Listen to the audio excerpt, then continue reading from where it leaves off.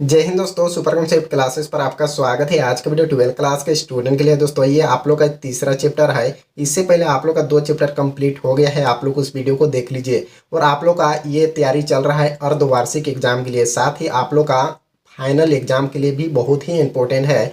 आप लोग सभी को नोट करते जाइए। यहाँ पर हम लोग देखेंगे ऑब्जेक्टिव एंड सब्जेक्टिव क्वेश्चन, यानी 2 नंबर वाला क्वेश्चन देखेंगे, ठीक है। और यहाँ पर देखिए ऑब्जेक्टिव ज़्यादा नहीं है, यानी 10 को है। सभी को आप लोग नोट कर लीजिए, बहुत ही काम आएगा फाइनल एग्जाम के लिए भी। तो यहाँ पर देखिए भाई, पहला नंबर क्वेश्चन हमारे पास क्या है। संस्कृत ग्रंथों में कुल शब्द का प्रयोग किसके लिए की गई? तो परिवार के लिए किया गया था। ऑप्शन नंबर ए बिल्कुल सही आंसर हो जाएगा। आगे देखिए दूसरा नंबर क्वेश्चन क्या है। महाभारत की रचना किसने की? तो महाभारत की रचना वेद व्यास ने किया था। ऑप्शन नंबर यहाँ पर बी बिल्कुल सही आंसर हो जाएगा। और रामायण की रचना किसने किया है? वाल्मीकि ने। इसको भी आप लोग याद रखिएगा। चलिए आगे देखते हैं, तीसरा नंबर क्वेश्चन हमारे पास क्या है। महाभारत का युद्ध कुरुक्षेत्र में कितने दिनों तक चला था? तो 18 दिन तक चला था। ऑप्शन नंबर यहाँ पर डी बिल्कुल सही आंसर हो जाएगा। या फिर इस प्रकार का भी क्वेश्चन पूछता है, महाभारत का युद्ध कुरुक्षेत्र में, यानी कुरुक्षेत्र के मैदान में कितने दिनों तक चला? मैदान लिखा रहता है, ठीक है। तो भी हो जाएगा 18 दिन। तो यहाँ पर आप लोग को ध्यान देना है। यहाँ पर देखिए चौथा नंबर क्वेश्चन क्या है। महाभारत कालीन समाज का स्वरूप कैसा था? तो पितृसत्तात्मक था। ऑप्शन नंबर यहाँ पर ए बिल्कुल सही आंसर हो जाएगा। आगे देखिए पांचवा नंबर क्वेश्चन हमारे पास क्या है। अनुस्मृति में कितने प्रकार के विवाह का उल्लेख किया गया है? तो 8 प्रकार के। यहाँ पर ऑप्शन नंबर ए बिल्कुल सही आंसर हो जाएगा। यहाँ पर देखिए छठा नंबर क्वेश्चन क्या है। दुर्योधन की माँ कौन थी? तो गंधारी। दुर्योधन की माँ का नाम है गंधारी। ऑप्शन नंबर यहाँ पर ए बिल्कुल सही आंसर हो जाएगा। आगे देखिए सातवां नंबर क्वेश्चन हमारे पास क्या है। मानव के संपूर्ण जीवन को कितने भागों में बांटा गया है? तो 4 भागों में बांटा गया है। ऑप्शन नंबर यहाँ पर भी बिल्कुल सही आंसर हो जाएगा।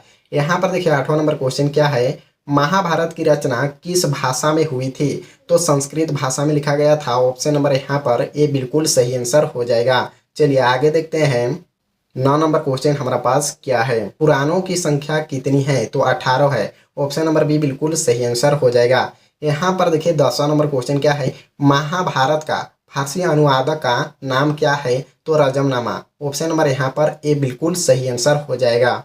यहाँ पर देखिए ये है 2 नंबर वाला क्वेश्चन। तो देखिए यहाँ पर पहला नंबर क्वेश्चन क्या है।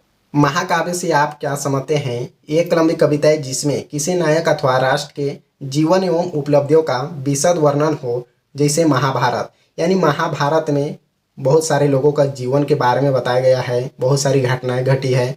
तो यहाँ पर जैसे में महाभारत हो जाएगा, ठीक है। चलिए भाई यहाँ पर देखते हैं दूसरा नंबर क्वेश्चन हमारे पास क्या है। गोत्र को परिभाषित करें। गोत्र का मतलब क्या होता है।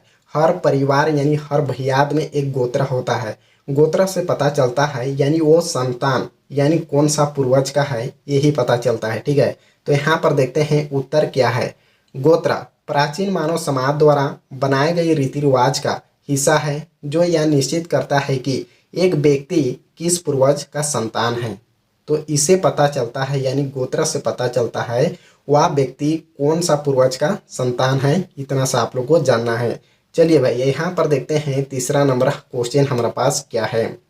स्त्री धन से आप क्या समझते हैं? तो यहाँ पर देखिए उत्तर क्या है। विवाह के समय स्त्री को प्राप्त उपहार स्वरूप धन को स्त्री धन कहा जाता है। यानी जिस टाइम स्त्रियों का विवाह होता है उस टाइम जो स्त्रियों को दिया जाता है, जैसे कि उसका बहुत सारा होता है, ठीक है, सोना चांदी जो भी होता है उसको दिया जाता है, उसमें केवल स्त्री का ही हक होता है, ठीक है। यहाँ पर देखिए यह दहेज से भिन्न है, यानी ये दहेज से अलग है, क्योंकि दहेज वर पक्ष को दिया जाता है। यानी जो शादी करता है उसको, यानी वर पक्ष को दहेज दिया जाता है, ठीक है। स्त्री धन पर संपूर्ण रूप से स्त्री का ही अधिकार होता है, यानी जो स्त्रियों को दिया जाता है उसमें केवल स्त्री का ही अधिकार होता है। इतना सा आप लोग को समझना है। चलिए यहाँ पर देखते हैं चौथा नंबर क्वेश्चन हमारे पास क्या है। अनुस्मृति का 2 महत्व लिखे। तो यहाँ पर देखिए उत्तर क्या है। यह तत्कालीन समाज के नियम तथा रीतियों का वर्णन देता है। दूसरा पॉइंट देखिए, इसका प्रभाव आज भी समाज में दिखलाई देता है। यानी यहाँ पर पूछेगा अनुस्मृति के 2 महत्व, तो आप लोग यहाँ पर 2 पॉइंट लिख दीजिएगा, ठीक है। 2 पॉइंट यहाँ पर लिख दीजिएगा तो आप लोग को 2 नंबर मिल जाएगा, ठीक है। चलिए भाई यहाँ पर देखते हैं 5वां नंबर क्वेश्चन क्या है। कुल तथा जाति का अर्थ क्या है? संस्कृत ग्रंथों में कुल शब्द का प्रयोग परिवार के लिए और जाति शब्द का प्रयोग बांधों के बड़े समूह के लिए होता था। तो यहाँ पर हम लोग ऑब्जेक्टिव में भी पढ़ चुके हैं, यानी संस्कृत ग्रंथों में कुल शब्द का प्रयोग किसके लिए किया गया है, परिवार के लिए किया गया है। ठीक है, तो इतना सा आप लोग को याद रखना है। चलिए भाई यहाँ पर देखते हैं 6ठा नंबर क्वेश्चन क्या है।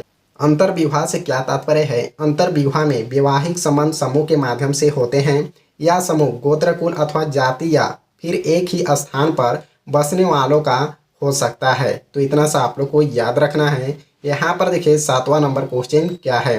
नाटक शास्त्र के लेखक का नाम लिखिए। तो यहाँ पर हो जाएगा भरत मुनि नाम है। यहाँ पर देखिए 8वां नंबर क्वेश्चन क्या है। महाभारत के सबसे चुनौतीपूर्ण प्रसंगों में से एक का उल्लेख कीजिए। तो उत्तर देखिए यहाँ पर क्या है। महाभारत के सबसे चुनौतीपूर्ण प्रकरणों में से एक द्रौपदी का 5 पांडवों के साथ विवाह, यानी द्रौपदी के 5 पति थे। अर्जुन, नकुल, सहदेव, भीम और युधिष्ठिर। यानी द्रौपदी के कितने पति थे, 5 पति थे। ठीक है, यह बहुपतित्व कई पतियों वाली महिलाओं की प्रथा का एक उदाहरण है, जो महाकाव्य का एक केंद्रीय विषय है। तो इतना सा आप लोग को याद रखना है। यहाँ पर देखिए 9 नंबर क्वेश्चन हमारे पास क्या है। धर्मशास्त्र के अनुसार ब्राह्मणों के 2 आदर्श व्यवसाय का उल्लेख कीजिए। तो यहाँ पर देखिए उत्तर क्या है। धर्मशास्त्र के अनुसार ब्राह्मणों के 2 आदर्श व्यवसाय इस प्रकार थे। पहला देखिए वेद पढ़ना और पढ़ाना। दूसरा पॉइंट है आज्ञा करना और उपहार प्राप्त करना। तो इतना सा आप लोग को लिखना है। यहाँ पर देखिए ये वीडियो का लास्ट क्वेश्चन है। 10 नंबर क्वेश्चन देखिए क्या है।